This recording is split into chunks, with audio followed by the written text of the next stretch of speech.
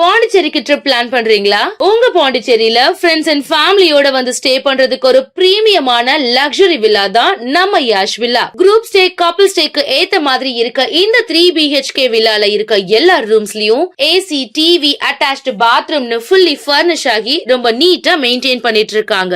தேவைப்பட்டா சமைச்சுக்க கிச்சன்ல எல்லா யூட்டன்சில்ஸும் இருக்கு. அது மட்டும் இல்லங்க, ஆர்டர் பண்ணா homemade food, car and bike ரெண்ட்ஸ்க்கு கூட ரெடி பண்ணி கொடுக்கறாங்க. அது மட்டும் இல்லங்க, வாக்கபிள் டிஸ்டன்ஸ்ல veg and nonveg hotels, KFC chicken and super மார்க்கெட்ஸும் அவைலபிளா இருக்கு. உங்க வீக்கெண்ட இன்னும் வைப் ஆக்குறதுக்கு பிரைவேட் ஸ்விம்மிங் பூலும் இருக்குங்க. கார் பார்க்கிங் வசதியோட இருக்க நம்ம யாஷ் வில்லா பாண்டிச்சேரியோட சென்டர்ல இருக்கிறதுனால இங்க இருந்து 5 கிலோமீட்டர்ஸ்ல எல்லா டூரிஸ்ட் அட்ராக்ஷன்ஸையும் நீங்க ஈஸியா ரீச் பண்ணிடலாம். இன்னும் எங்க வெயிட் பண்ணிட்டு இருக்கீங்க? உடனே கால் பண்ணுங்க 9952421750. உங்க ஸ்டேவை கன்ஃபார்ம் பண்ணிக்கோங்க.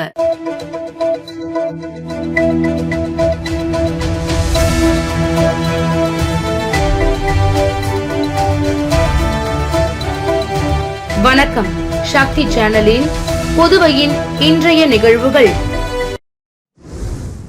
காரைக்காலில் தேச பிரிவினை நாள் கருத்தரங்கம் அமைச்சர் ராஜசேகரன் தலைமையில் நடைபெற்றது. காரைக்காலில் பாஜக சார்பில் ஆகஸ்ட் 14ஆம் தேதி பிரிவினை நாள் வரலாறு மற்றும் ஒரே பாரதம் உன்னத பாரதம் 2047 வளர்ச்சியடைந்த பாரதம் என்ற தலைப்பில் கருத்தரங்கம் நடைபெற்றது. நிகழ்ச்சியில் அமைச்சர் ராஜசேகரன், MLA TKSM மீனாட்சி சுந்தரம் உள்ளிட்டோர் கலந்து கொண்டனர். சிறப்பு விருந்தினராக தமிழ்நாடு பாஜக மாநில செயலாளர் அஸ்வத் தாமன் பங்கேற்றார்.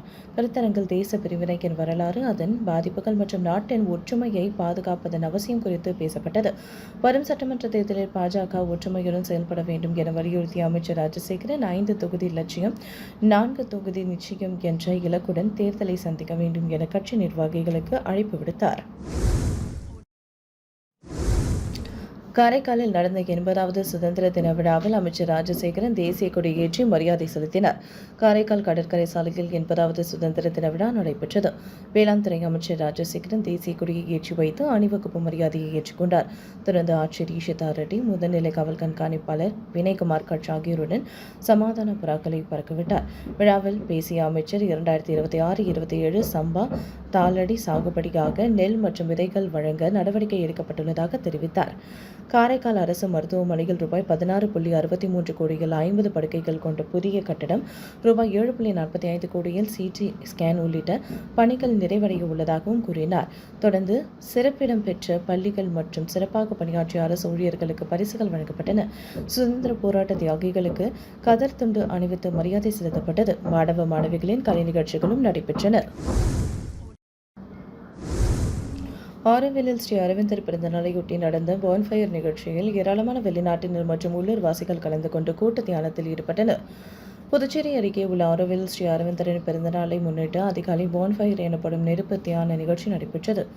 மாத்திருமந்தர் வளாகத்தில் உள்ள ஆம்பிதியேட்டரில் நடைபெற்ற நிகழ்ச்சியில் ஏராளமான வெளிநாட்டினர் மற்றும் உள்ளூர் வாசிகள் கலந்து கொண்டு அமைதியான முறையில் கூட்டு தியானத்தில் ஈடுபட்டனர். தொடர்ந்து நெருப்பு ஏற்றப்பட்டு ஸ்ரீ அரவிந்தரின் ஆன்மீக சிந்தனைகள் நினைவு கூறப்பட்டன.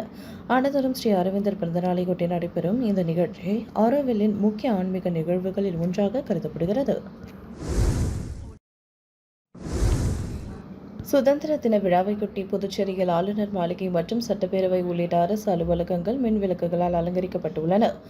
இந்திய நாட்டின் 80வது சுதந்திர தின விழா இன்று நாடு முழுவதும் கோலாகலமாக கொண்டாடப்பட்டது. அந்த வகையில் புதுச்சேரியில் சுதந்திர தின விழா கொண்டாட்டத்தின் ஒரு பகுதியாக ஆளுநர் மாளிகை, புதுச்சேரி சட்டப்பேரவை, தலைமை செயலகம் உள்ளிட்ட அரசு அலுவலகங்கள், தலைவர்களின் சிலைகள், புதுச்சேரி கடற்கரை சாலை உள்ளிட்ட பல்வேறு இடங்கள் மின் விளக்குகளால் அலங்கரிக்கப்பட்டு ஜொலிக்கின்றன. சட்டப்பேரவை அலுவலகம், ஆளுநர் மாளிகை உள்ளிட்ட பல்வேறு இடங்களில் சுற்றுலா பயணிகள், பொதுமக்கள் பார்வையிடலாம் என அறிவிக்கப்பட்டுள்ளது. 3 நாட்களுக்கு விளக்குகளால் அரசு அலுவலகங்கள் ஜொலிக்கும் என்பது குறிப்பிடத்தக்கது. புதுச்சேரி லட்சிய ஜனநாயக கட்சியின் தலைவரும் காமராஜ் நகர் தொகுதியின் MLA திரு ஜோஸ் சார்லஸ் மார்டின் அவர்களின் அறிவுறுத்தலின்படி காமராஜ் நகர் தொகுதி முழுவதும் வாய்க்கால்களில் கழிவு நீரை சுத்தப்படுத்தி புதிய தொழில்நுட்பத்தை செயல்படுத்தி கழிவு நீரில் துர்நாற்றத்தை போக்க நுண்ணுயிர் பாக்டீரியாக்களை கிருஷ்ணா நகர் பகுதிகள் முழுவதும் இன்று தெளிக்கப்பட்டது. இதனால் அப்பகுதி மக்கள் லட்சிய ஜனநாயகத்தின் தலைவரும் காமராஜ் நகர் தொகுதி MLA திரு ஜோஸ் சார்லஸ் மார்டின் அவர்களுக்கு நன்றி தெரிவித்துக் கொண்டனர். இதேபோல் இத்திட்டம் காமராஜ் நகர் தொகுதி வாய்க்கால் முழுவதும் செயல்படுத்த திட்டமிடப்பட்டுள்ளது. லாஸ்பேட்டை தொகுதிக்குட்பட்ட செல்லப்பெருமாள்பேட்டையில் 80வது சுதந்திர தின விழா கொண்டாடப்பட்டது. புதுச்சேரி லாஸ்பேட்டை தொகுதிக்குட்பட்ட செல்லப்பெருமாள்பேட்டையில் 80வது சுதந்திர தின விழா 31வது ஆண்டாக நடைபெற்றது. விழாவில் சப்தகிரி அறக்கட்டளை பொறுப்பாளர் ரமேஷ்குமார் கலந்து கொண்டு தேசிய கொடியை ஏற்றி மரியாதை செலுத்தினார். தொடர்ந்து மறைந்த தலைவர்களுக்கு மலரஞ்சலி செலுத்திய அவர் விழாவில் பங்கேற்ற பொதுமக்களுக்கு இனிப்புகளை வழங்கினார். விழாவில் நமச்சிவாயம், மாசிலாமணி, கலைவாணர், ஆனந்தார், கோவிந்தசாமி, தண்டபாணி, காமராஜ், கௌதம், சன்சயில், விநாயகமூர்த்தி, மகேஷ் என்கின்ற மகாராஜன் மற்றும் ஏராளமான இளைஞர்கள் கலந்து கொண்டனர். மேலும் விழாவில் பங்கேற்றவர்களுக்கு VPS ரமேஷ்குமார் பொன்னாடை அணிவித்து கௌரவித்தார். முன்னதாக விழாவிற்கு வருகை தந்த அவருக்கு மேலதாளங்கள் முழங்க மலர் தூவி உற்சாக வரவேற்பு அளிக்கப்பட்டது. இந்திய நாட்டின் 80வது சுதந்திர தினத்தையொட்டி புதுச்சேரி கடற்கரை சாலையில் நடைபெற்ற சுதந்திர தின விழாவில் முதலமைச்சர் ரங்கசாமி தேசிய கொடியை ஏற்றி வைத்து காவல்துறையின் அணிவகுப்பு மரியாதையை ஏற்றுக்கொண்டார். இந்திய நாட்டின் 80வது சுதந்திர தின விழா புதுச்சேரி கடற்கரை சாலை காந்தி சிலை முன்பு வழக்கமான உற்சாகத்துடன் கொண்டாடப்பட்டது. புதுச்சேரி முதலமைச்சர் ரங்கசாமி தேசிய கொடி ஏற்றி வைத்து காவலர்கள், பள்ளி, கல்லூரி மாணவ மாணவிகளின் அணிவகுப்பு மரியாதையை ஏற்றுக்கொண்டார். தொடர்ந்து பல்வேறு துறைகளில் சாதனைகள் படைத்த காவலர்கள், பள்ளி, கல்லூரி மாணவர்கள் மற்றும் ஆசிரியர்களுக்கு முதல்வர் ரங்கசாமி பதக்கங்கள் மற்றும் பரிசுகளை வழங்கி பாராட்டினார். இதையடுத்து பள்ளி மாணவ மாணவிகளின் கலை நிகழ்ச்சியும் பல்வேறு மாநிலங்களைச் சேர்ந்த கலைஞர்களின் கலை நிகழ்ச்சியும் நடைபெற்றது. சுதந்திர தின விழாவையொட்டி சட்டப்பேரவை வளாகம், ஆளுநர் மாளிகை, தலைமை செயலகம் உட்பட அரசு கட்டிடங்கள் மற்றும் தலைவர்களின் சிலை மின் விளக்குகளால் அலங்கரிக்கப்பட்டு ஜொலித்தன. தொடர் விடுமுறை காரணமாக புதுச்சேரியில் குவிந்த சுற்றுலா பயணிகள் மற்றும் பொதுமக்கள் அதிக அளவில் இந்த வண்ணமயமான சுதந்திர தின விழாவை கண்டுகளித்தனர். புதுச்சேரி அரவிந்தர் ஆசிரமத்தில் அரவிந்தரின் 154வது பிறந்த நாளையொட்டி பக்தர்கள் நீண்ட வரிசையில் நின்று மரியாதை செலுத்தினர். புதுச்சேரியில் உள்ள ஸ்ரீ அரவிந்தர் ஆசிரமம் சார்பில் அரவிந்தரின் 154வது பிறந்த நாள் இன்று சிறப்பாக கடைபிடிக்கப்பட்டது. இதனையொட்டி அதிகாலை முதலே அரவிந்தர் ஆசிரமத்திற்கு ஏராளமான பக்தர்கள் மற்றும் பொதுமக்கள் வருகை தந்து அரவிந்தருக்கு மரியாதை செலுத்தினர். சிறப்பு வழிபாடுகள் மற்றும் ஆன்மீக நிகழ்வுகள் நடைபெற்றன. பக்தர்களின் தரிசனத்திற்காக அதிகாலை 4 மணி முதல் மாலை 5 மணி வரை அரவிந்தர் மற்றும் அன்னை பயன்படுத்திய அறைகள் திறந்து வைக்கப்பட்டன. இதனைத் தொடர்ந்து தமிழகம் மட்டுமின்றி பல்வேறு பகுதிகளில் இருந்து வந்திருந்த பக்தர்கள் நீண்ட வரிசையில் காத்திருந்து அறைகளை பார்வையிட்டு ஆன்மீக அனுபவத்தை பெற்றனர். பிறந்தநாள் நிகழ்வையொட்டி ஆசிரமம் மற்றும் அதன் சுற்றுப்புற பகுதிகளில் பக்தர்கள் கூட்டம் அதிகமாக காணப்பட்டது. பக்தர்களின் வருகையை முன்னிட்டு தேவையான பாதுகாப்பு மற்றும் ஒழுங்குமுறை ஏற்பாடுகளும் செய்யப்பட்டிருந்தன. புதுச்சேரி லட்சிய ஜனநாயக கட்சி அலுவலகத்தில் சுதந்திர தின விழா கொண்டாடப்பட்டது. புதுச்சேரி லட்சிய ஜனநாயக கட்சியின் தலைவரும் காமராஜ் நகர் தொகுதி சட்டமன்ற உறுப்பினருமான ஜோஸ் சார்லஸ் மார்ட்டினின் அறிவுறுத்தலின்படி இந்தியாவின் 80வது சுதந்திர தின விழா ரெட்டியார்பாளையத்தில் உள்ள லட்சிய ஜனநாயக கட்சியின் தலைமை அலுவலகத்தில் சிறப்பாக கொண்டாடப்பட்டது. இந்நிகழ்ச்சியில் லட்சிய ஜனநாயக கட்சியின் நிர்வாக பொதுச் செயலாளர் ராம்குமார் அவர்கள் தேசிய கொடியை ஏற்றி வைத்து கட்சி நிர்வாகிகள், பொறுப்பாளர்கள் மற்றும் உறுப்பினர்களுக்கு இனிப்புகளை வழங்கினார். சுதந்திர தின விழாவை முன்னிட்டு நடைபெற்ற சிறப்பு கூட்டத்தில் நாட்டின் சுதந்திரத்துக்காக பாடுபட்ட சுதந்திர போராட்ட தியாகிகள் மற்றும் வீரர்களின் தியாகங்கள் குறித்து எடுத்துரைக்கப்பட்டது. அவர்களின் தியாகத்தையும் நாட்டின் விடுதலைக்காக அவர்கள் ஆற்றிய பங்களிப்பையும் நினைவு கூர்ந்து மரியாதை செலுத்தப்பட்டது. இந்நிகழ்ச்சியில் லட்சிய ஜனநாயக கட்சியின் பொதுச் செயலாளர் பிரபாகரன், கட்சி செயலாளர்கள், பொறுப்பாளர்கள், வார்டு தலைவர்கள், பூத் தலைவர்கள், கட்சி நிர்வாகிகள் மற்றும் ஏராளமான உறுப்பினர்கள் கலந்து கொண்டனர். காலாப்பட்டு சுனாமி குடியிருப்பில் மக்கள் நல சங்கம் சார்பில் சுதந்திர தின விழா கொண்டாடப்பட்டது. புதுச்சேரி காலாப்பட்டு சுனாமி குடியிருப்பு மக்கள் நல சங்கம் சார்பில் குடியிருப்பு பகுதியில் சுதந்திர இந்தியாவின் 80வது சுதந்திர தின விழாவை தேசிய கொடியேற்றி கொண்டாடப்பட்டது. முன்னதாக சங்க தலைவர் குமார், செயலாளர் ஆனந்தன், முன்னாள் செயலர் உத்ராடம், இணை செயலாளர் பிரகாஷ், பொருளாளர் சேகர், துணை பொருளாளர் ரஞ்சித் ஆகியோர் மாணவர்கள், குழந்தைகளுடன் குடியிருப்பு பகுதியின் பிரதான சாலை வழியாக கையில் தேசிய கொடி ஏந்தி வீட்டை காப்போம் நாட்டை காப்போம் என்ற கோஷத்துடன் ஊர்வலமாக குடியிருப்பு பகுதி மின் அலுவலகம் அருகே தேசிய கொடியை கொண்டு வந்தனர். அங்கு காலாப்பட்டு காவல் நிலைய துணை உதவி ஆய்வாளர் கிருபாகரன் சிறப்பு அழைப்பாளராக கலந்து கொண்டு தேசிய கொடியை ஏற்றி வைத்து மாணவ மாணவியர்களுக்கு நோட்டு புத்தகம், எழுதுகோல், பிஸ்கட் மற்றும் இனிப்புகள் வழங்கினர். இந்நிகழ்ச்சிக்கான ஏற்பாடுகளை சங்க நிர்வாகிகள் அன்பு மற்றும் அன்பழகன் ஆகியோர் செய்திருந்தனர். முத்தியால்பேட்டை தொகுதியில் கால்வாய்கள் தூர்வாரும் பணியினை தொகுதி சட்டமன்ற உறுப்பினர் வையாபுரி மணிகண்டன் நேரில் பார்வையிட்டு விரைந்து பணிகளை முடிக்குமாறு அதிகாரிகளிடம் அறிவுறுத்தினார். புதுச்சேரி முத்தியால்பேட்டை தொகுதியில் மழைநீர் தேங்குவதை தடுக்கும் வகையில் அனைத்து வாய்க்கால்கள் மற்றும் கால்வாய்களை தூர்வாரும் பணி தொடங்கியுள்ளது.